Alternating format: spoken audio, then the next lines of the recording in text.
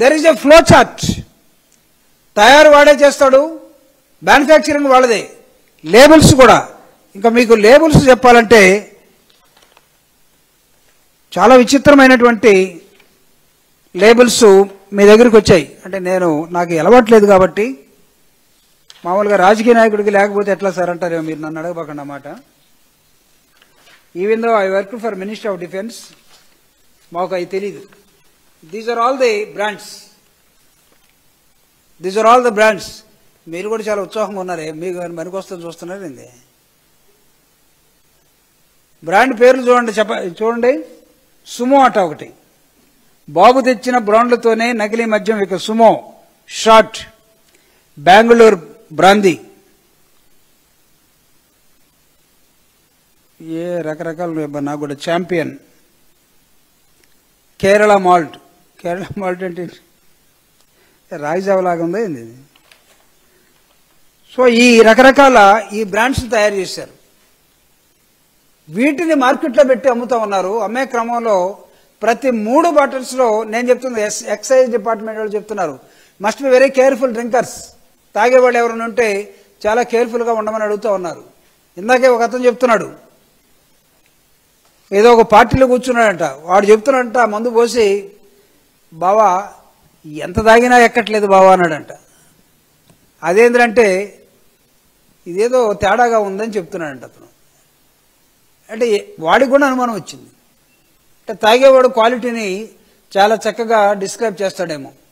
అంటే వాడి నాలుగు కూడా రుచికి తగలకుండా, మత్తు ఎక్కకుండా, లేకపోతే ఒక దాదాపు ఎంత తాగితే ఎక్కుద్దో అంత తాగితే ఎక్కేటట్లుగా దీన్ని తయారు చేసి పెట్టి ఈ రాష్ట్రం మొత్తాన్ని సర్వనాశనం చేయడం కోసం కోటయం ప్రభుత్వం ఈరోజు ముందుకు వచ్చింది. వైఎస్ఆర్ కాంగ్రెస్ పార్టీ మీద అనేకమైన అభియోగాలు చేశారు. వైఎస్ఆర్ కాంగ్రెస్ పార్టీ అంటే ఆ రోజు సంపూర్ణ మద్య నిషేధం అన్నారు, ఎందుకు చేయలేదని మాత్రమే అడిగారు. ఈరోజు మేము అడుగుతా ఉన్నాం, మేము చేయలేకపోయాం, గ్రాడ్యువల్గా చేయాలనుకున్నాం. ప్రైవేటు ఈ విధంగా అమ్మితే గందరగోళం అవుతుందని ప్రభుత్వమే తీసుకొని టైం నియంత్రణ చేసి, టైం కూడా ఒక షెడ్యూల్, ఒక టైం ఇచ్చి ఈ టైంలో మాత్రమే జరుగుతుంటే కొంతమంది ఆ టైంలో ఉన్న వాళ్ళు స్కిప్ అయితే మంచిదని భావించాం. వాడికి అందకుండా దూరంగా పెట్టాం. ఆడదాకా పోలేనాడు తాగకుండా మానేస్తాడేమోనని. కానీ ఈరోజు ఉదాహరణకి కేస్ స్టడీ, కొండెపి నియోజకవర్గంలో పెట్లూరు అనే ఒక గ్రామ పంచాయతీలో, మా నియోజకవర్గం కాబట్టి నేను ఈజీగా చెప్తున్నా, ఆ గ్రామ పంచాయతీలో ఉన్నటువంటి దాదాపు ఒక 5-6 విలేజెస్, ఆ పంచాయతీల దాకా ప్రతి విలేజ్లో బెల్ట్ షాపులు వచ్చేసాయి. ఆ విలేజ్ని, ఒక విలేజ్ నుంచి ఇంకొక విలేజ్ పోవాలంటే చిన్న డొంక రోడ్లు, ఆ డొంక రోడ్లో పోతుంటే దాదాపు ఒక 100 అడుగులకు ఒకడు తాగి పడిపోయి ఉన్నాడు, మోటార్ సైకిల్ ఈ పక్క, వీడు ఈ పక్క. అంటే ఇంత విచ్చలవిడిగా మీరు మందుని అందుబాటులోకి తీసుకొచ్చి అసలు ఈ రాష్ట్రంలో తాగకుండా ఉండటానికి వీలు లేదు, ప్రతి ఒక్కరు తాగాల్సిన అవసరం ఉందని చెప్పి ఏ విధంగా దీన్ని మీరు ఈ రాష్ట్రాన్ని బాగు చేస్తారు? హ్యూమన్ ఇండెక్స్ డెవలప్మెంట్కి మనం దేన్ని కొలుస్తామంటే స్పృహలో ఉన్నటువంటి మనిషి మాట్లాడాలి, మనుషులు పనిచేయాలి, వాడు జడ్జి చేయాలి. వాడిని మీరు దేనిలోకి నెట్టేశారు? స్పృహలో లేకుండా చేశారు. తాగి తూగుతూ ఉన్నాడు, కుటుంబం గాలికెళ్ళిపోయింది. పాపం ఇంట్లో ఆవిడో లేకపోతే చెల్లో అమ్మో నాన్నో అల్లాడుతూ ఉన్నారు. ఈయన్ని మత్తులో ముంచేశారు. ఈ రాష్ట్రంలో మీరు ఆదాయాన్ని సృష్టిస్తారట. ఈ ఆదాయం ఎక్కడికి వెళ్ళింది? కంట్రోల్ అండ్ ఆర్డర్ జనరల్ చెప్పినటువంటి ఆదాయం ఎవరి జేబుల్లోకి వెళ్ళింది? అంటే ఒక 5 నెలల్లో ప్రభుత్వం చేసినటువంటి కంపారిటివ్ స్టడీ, ఈ కంపారిటివ్ స్టడీకే అందటం లేదు మీ లెక్కలు. ఈ మొత్తం డబ్బులన్నీ కూడా ప్రైవేటు వాళ్ళ చేతుల్లోకి వెళ్ళిపోయాయి.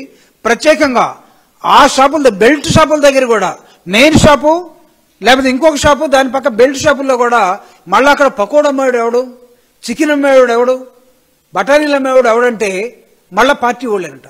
ఇంకెవడు బతకడం లేదు. అరే మీరు కోడి కూర మీరే అమ్మి, నాటు మందు మీరే అమ్మి, పల్లీలు మీరే అమ్మి, ఆ ఊర్లో ఉన్నటువంటి ఏ జనాభాని వదలకుండా మొత్తం మీరు చేసి ఈ రాష్ట్రాన్ని ఏం చేయదలుచుకున్నారు? ఈ రాష్ట్రం పట్ల కన్సర్న్ ఉన్నటువంటి ఒక రాజకీయ పార్టీగా వైఎస్ఆర్ కాంగ్రెస్ పార్టీ ఈరోజు అడుగుతూ ఉంది. ఎక్సైజ్ డిపార్ట్మెంట్ పట్టుకున్నటువంటి శాంపుల్గా పట్టుకున్నారా? ఐడెంటిఫై చేశారా? కరెక్టే. కేసు అవడమే పెట్టారు. ఇప్పుడు ఆఫ్రికా నుంచి కంపెనీని తీసుకొచ్చి ఇక్కడ కుటుంబ కుటీర పరిశ్రమను పెట్టినటువంటి ఈ మొనగాడు వెంటనే ఆఫ్రికా వెళ్ళిపోయాడట. వాడి మీద కేసు లేదు, ఇప్పుడు కేసు ఉన్నా కానీ మిస్సింగ్. ఎంత పకడ్బందీగా చేస్తున్నారంటే అక్కడ ఎమ్మెల్యే కనుసన్నల్లో నడుస్తుంది. ఆ ఎమ్మెల్యే ఇంకొక ఇక్కడ సెంటర్లో ఉన్నటువంటి ఎవరికి బాధ్యత వహిస్తాడో నేను ప్రత్యేకంగా మీకు చెప్పనవసరం లేదు. ప్రభుత్వం బాధ్యత వహిస్తే చంద్రబాబు నాయుడు గారు ఖచ్చితంగా ఈరోజు దీని మీద కదలాల్సినటువంటి అవసరం ఉంది.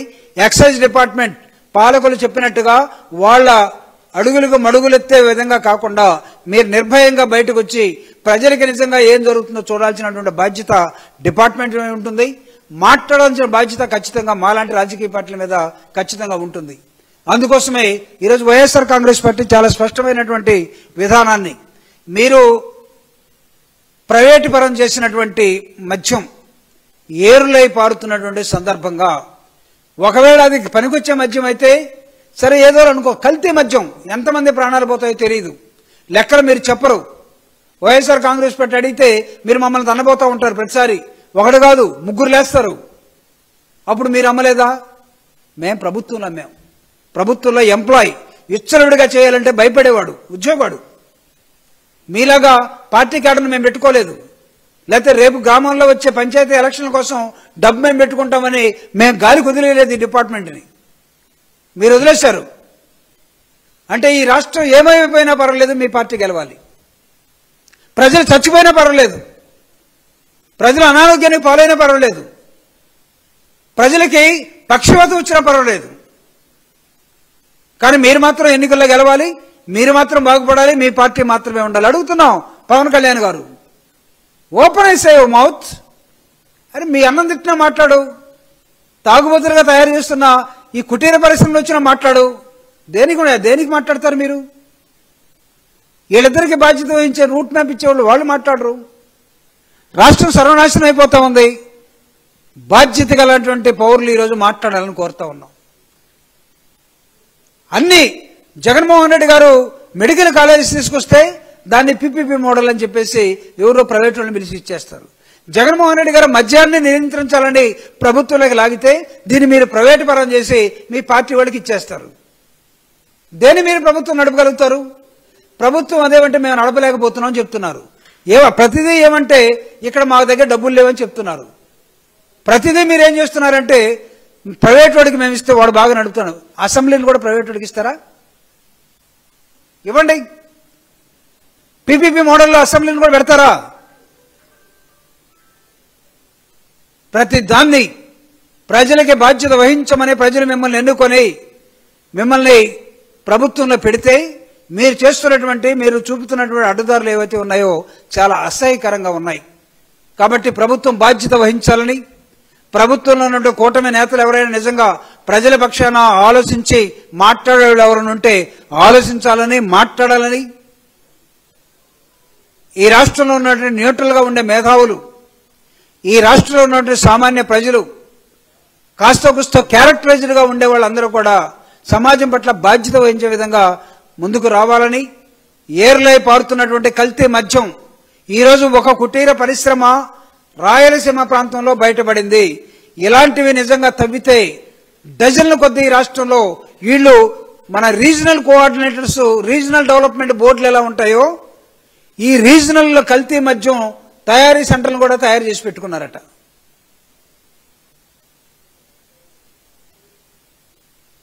ఇది ఏమన్నా ఆరోగ్యానికి పనికొచ్చే మందు అనుకున్నారా? తాగి చెడిపోయి వాళ్ళ మీద తీసుకునే ఆదాయం మీకు ఎన్నికలకు పనికొస్తుందేమో కానీ దయచేసి ఇది మీకు శాపం కూర్చుంటుంది. మీకు నమ్మకం లేకపోతే, మీకు శాపం కాకపోతే మీ రాబోయే తరాలకు శాపం అవుతుంది, గుర్తుపెట్టుకోండి. It's not good.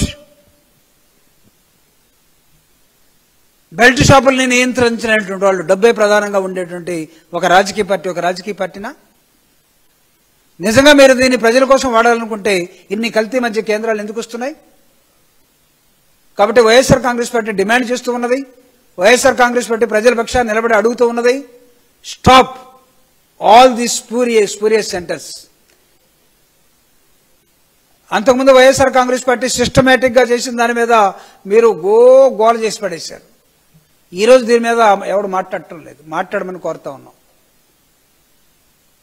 కూటమి ప్రభుత్వంలో ఉన్న నేతలకి డబ్బే ముఖ్యం అనుకుంటే డబ్బు సంపాదించే దారులు ఎక్కడ ఉన్నాయి ఎత్తుక్కోండి.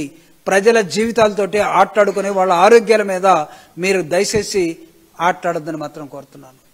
తాగే వాళ్ళకు కూడా చెప్తున్నాను, తాగుబోతులుగా ఎవరైనా ఉన్నట్లయితే, అలవాటు పడిన వాళ్ళు ఎవరైనా ఉన్నట్లయితే దయచేసి మీరు చెమటోడ్చకుండా మీకు ఆ 100 రూపాయలు కూడా ఎక్కడి నుంచి రాదు. మీరు చెమటోడ్చినటువంటి 100 రూపాయలు మీరు కొనే ప్రతి 3 బాటిల్లో ఒకటి నకిలీ మద్యమట. ఆ నకిలీ మద్యానికి ఒరిజినల్ మద్యానికి తేడా మీకు తెలుసుంటే తాగండి. తేడా తెలియకపోతే మీ కుటుంబంలో ఉన్న మీ పిల్లలు, మీ భార్య, మీ తల్లిదండ్రులను వాళ్ళని గుర్తు తెచ్చుకొని ఆపండి. తాగుబోతులకు ఒక దండం. ఇక్కడన్నా కొద్దిగా ఆలోచించండి. తాగినోడు అన్ని వాస్తవాలు చెప్తాడట. మీరు తాగిన తర్వాత దీన్ని మాట్లాడే కన్నా మీకున్నటువంటి ఏమంటాం దాన్ని ఎక్స్పీరియన్స్, తాగుబోతుని కూడా ఎక్స్పీరియన్స్ అని అన్నావా? 40 years ఇండస్ట్రీ రాజకీయాల్లో, దీనిలో ఇది కూడా ఒక ఇండస్ట్రీ కదా. వాడు తాగి తాగి తాగి కరెక్ట్ దాన్ని గుర్తుపడతాడేమో. దయచేసి గుర్తుపట్టమని వైఎస్ఆర్ కాంగ్రెస్ పార్టీ ఈ రాష్ట్రంలో ఈ మద్యం ఏర్లై పారి కల్తీ మద్యాన్ని అమ్మే విధానాన్ని స్వస్తి పలకాలని, దీన్ని ప్రజలు చెక్ చేసుకోవాలని కోరుతూ థ్యాంక్ యూ వెరీ మచ్.